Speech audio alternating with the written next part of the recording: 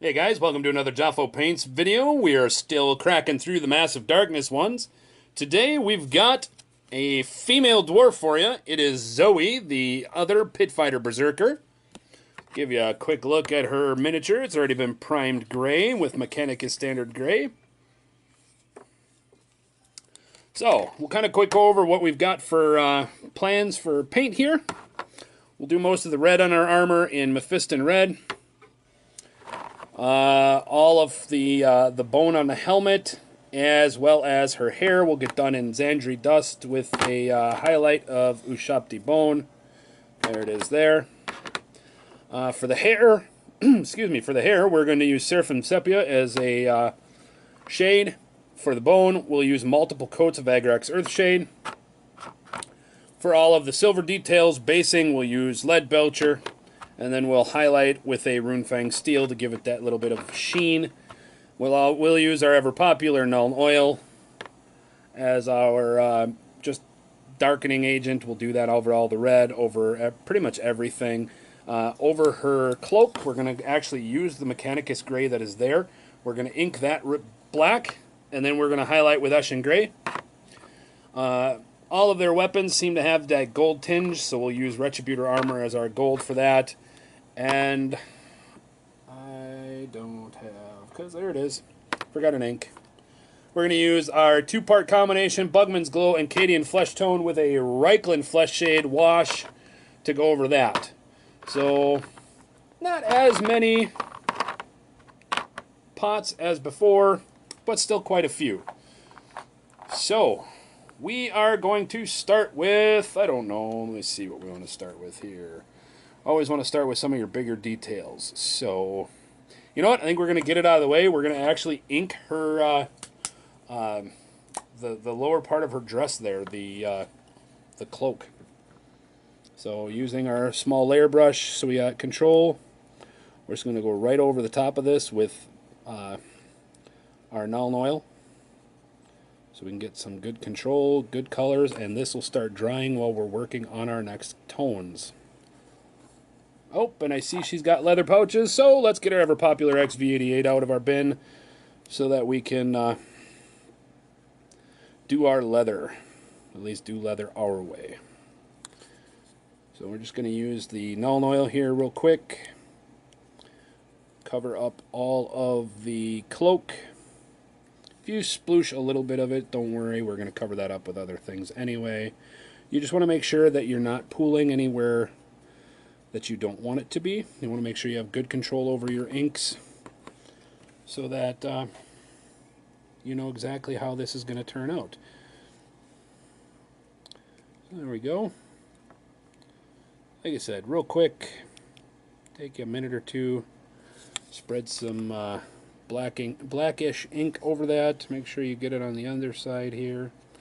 All right, while that is drying off, get that off. We got just a little bit pooling up here. We want to pull that up. Perfect. So I think we'll get the flesh tone out of the way. So the next thing we're going to do then is remove all of our paints out of the way so we only see what we're working with. You see my ginormous paw moving everything. We'll switch over to some Bugman's Glow. I'm going to get that ready on my palette and I'll be right back. Alright, now that we've got our Bugman's Glow ready, we're just going to paint it all over her face, into her chest area, and let's see, she's got some exposed flesh there. Some exposed flesh on her hands there. Just kind of showing you as a kind of paint by numbers here, where I see exposed flesh. She's got exposed toes there, her hands there, and all the way underneath there. So I'm going to go ahead and clean that all up, and I'll show you what that looks like in a second. Alright, there we go. Now we've got all of the Bugman's Glow applied, so the next thing we're going to do, we're going to crack right on, and we're going to move into the Reikland Flesh Shade. Just want to give a good coat of that all over your skin tones. And that's just going to help darken that down a little bit before we lighten it up. And that'll help bring out any of the details like her feet here, the fingers on her hands. Just go through, paint that all in. Once we're all done with that one, I think we're going to move on to her hair. I'll be right back and I'll show you what we're going to do with that. Alright, so the next color that we're going to use in our palette here is Zandri Dust. We're going to use that in a little bit interesting way. We're going to use that to color all of her hair in. And then, of course, we're going to do all of the horns, because she is our atypical fantasy style Viking, where they had the horns in their helmet. The actual Vikings of our world, our time, didn't actually have horns on their helmet. So the more you know. So I'm going to crack on that. I'll show you what that looks like in a second. Be right back. Alright, there we go. We've got Zandri Dust applied to the horns and to her hair. And as you can see, that kind of gives her that blonde hair look. So the first thing we're going to do, we're going to take our Seraphim Sepia, shake that up in our pot a little bit. I'm going to take it right out of there. And we're going to coat her hair in Seraphim Sepia. I'm going to make sure that that gets into all of the cracks, and that's just going to really help define her hair more than anything. And I apologize for the noises you hear in the background. Where I am, it is snowing, and that's a plow going through right now. Yes, I live in a cold environment where it snows, but this is why I don't live where, you know, fires and hurricanes happen. I'd rather live where my face hurts. Exactly. Versus dying because of something stupid. So we'll let that dry, and then we'll come back to that. In the meantime, we'll do the first of our 2 coats on the horns. I'm going to start about halfway up, right about there. Just want to cover this, the top half of this in Agrax Earthshade, leaving the bottom half exposed. And make sure that you don't get too much pooled around there. And once that's dry, we're going to come back to that. And we'll apply a second and possibly a third coat to that. But while we're working and waiting for that to dry, we move on to the next one, Lead Belcher. That is going to be all of our silver tones. So the obvious one, of course, is going to be the sword hilt there. But we want to do all of the banding on the shield. And we want to do this before we do the red, just so that if we splutch a little bit, it's a little bit easier to clean up. We're going to do the edging all around the armor. We're going to do all of the spikes. So there's quite a bit here, and I will come back and show you what I've all got done in a minute. Alright, and there we go. We've got all of the silver detailing added, I believe. Yes, we have all the silver detailing added. I have gone back and I added a second coat of Agrax Earthshade.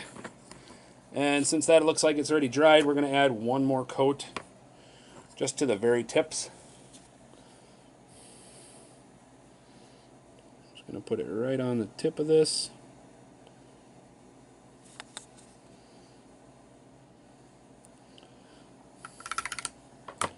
Alright, so the next color that we're going to go through and go to, and that's pretty much our last color other than our leather, so we're going to go to our red, Mephiston Red. And here, now you're going to need to start to be very careful as we go through, and you're just going to paint all of the insides of the armor pieces. On the shield, I decided that I'm going to do all of that. Got a piece up here on both sides of the helmet we need to do. As I throw my model on the ground, don't do that yourselves. We're going to do the bustier here of her. We'll do that in red. This in red. So I'll clean that all up and I'll show you what that looks like in a second. I'll be right back. With that, we're almost finished with our base colors. Remaining 2 colors that we're going to use our Retributor Armor Gold. I'll quick do that. And that is a very simple color we're going to just do on the hilt and the handles here, and the pommel. And that's just to kind of give it that massive darkness, apparently forced look. All of their stuff is apparently done in gold, which is kind of cool. And it gives it just that little bit of shine. It's really nice. The other color that we're going to use is our XV88 as our leather brown. And that is going to go pretty much everywhere else that you see that is still gray. So the belt pouches, this strap here on her bracer, the two straps holding in her shield to her arm, and then, of course, her leather belt. I also realized I forgot to paint her kneecap red, which I'll do that when I clean everything up. So I'm going to clean this all up, and I will show you what this all looks like in a minute. With that, we are pretty much done with our model as far as our base coats. The only thing left to do is to shade all of the metal and all of the armor. We're going to put a layer of Nuln Oil over all of that.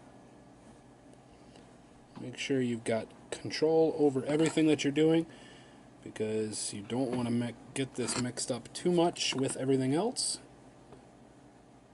So pretty much anywhere that's red and silver, we're going to cover in Nuln Oil. Anything that's leather, we're going to cover in Nuln Oil. So I'm going to show you what that looks like in a minute.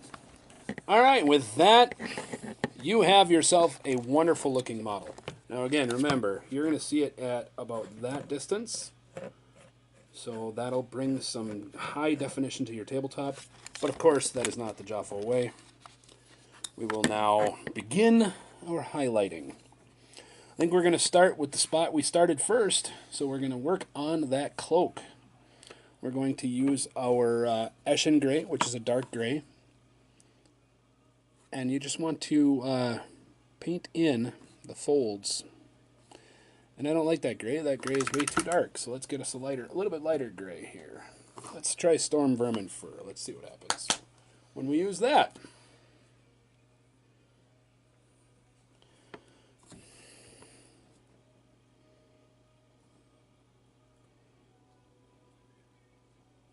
Yeah, I think that's going to work really nice. Alright, so let's switch that Eshin Gray to Storm Vermin Fur. I'm going to put that on my palette, and I'm just going to go ahead and highlight this for you, and I'll show you what that looks like in a minute. There we go. That gives us some highlighting to that, I don't know, lower cloak, I don't know, pants. Let's call them pants, dress, skirt. I don't know. Everybody's got these things. Really don't know what they are. If you know what they are and they want to tell me what they are in the comments down below, please let me know. So the next thing we're going to move to is we're going to move to Cadian Flesh Tone. I'm going to use that to highlight up her face.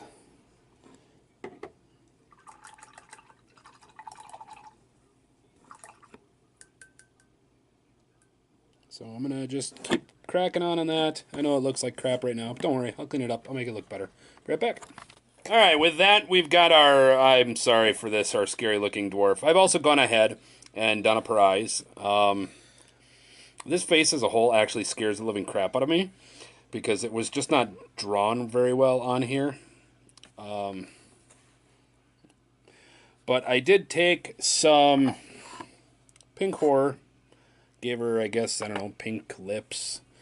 I did an interesting effect. I hope it works out. You take a little bit of Nuln Oil and put it into the... Oh, let's not scare you any further. There you go. Look at Derpus Queen there. Oh, God, I hate this model. So I put a little bit of Nuln Oil into the eye sockets there, and that kind of gives you that eyeshadow. Then I took some White Scar, our pure white paint here, and I put a dollop in each eyeball there. And then I took Temple Guard Blue, and it took me 6 tries because my hand shakes so bad doing this, and to make that little blue line there. So that's that. So the next thing that we're going to do to this is Ushabti Bone. And we're going to do her hair and the bone on her helmet. So we want to put just a little line down here at the bottom of each. And that's just to kind of give it, and you want a little bit of that Xandri dust to show through a little bit, to just kind of give it that flecked look.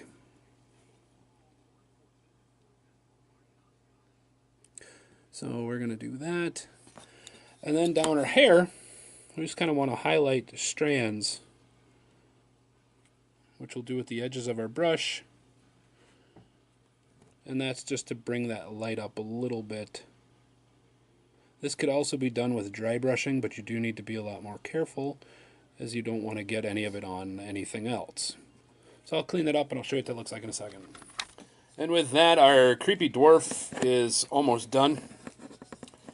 The only thing remaining for me to do, at least, that I'm planning on doing, other than doing my base, is we're going to do an edging in our Runefang steel. I'm going to edge the sword. I'm also going to edge some of the, excuse me, just some of the metal on here, kind of re-highlight it a little bit and just give it a little bit more sheen as she comes out of the darkness.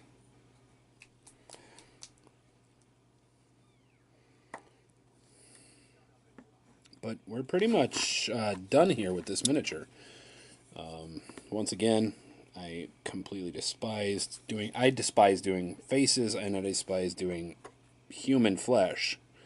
And before you put in the comments down below, I know technically she's not human, she's a dwarf, but still. Humanoid. That human colored face is just, and I just don't like the way this was done. And yeah, but I had to do something with the eyes because, as you noticed as we were painting, those eyes are very anime-esque and huge on her face compared to every other face that we've done. Now looking back at her card, I think they were trying to give her that, grimacing look, and it just did not. I don't know. The scowl did not portray very well. It looks like, I don't know, something we don't talk about on YouTube if we want to get monetized. So, we're going to do this. I will touch up some of the metal here, and I will do the base, and I'll be right back and show you show you what the final miniature looks like. All right, and there we go. We have our Pit Fighter Berserker Zoe done.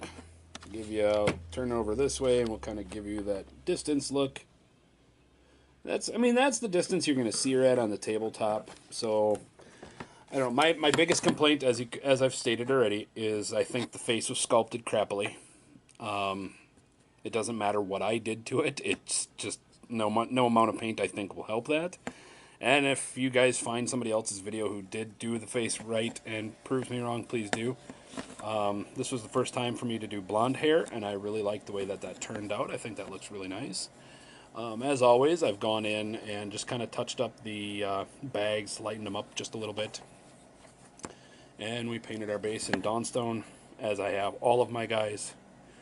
And there we go. That is one Zoe, the Pit Fighter Berserker from Massive Darkness. Thanks for watching the video. We'll see you next time.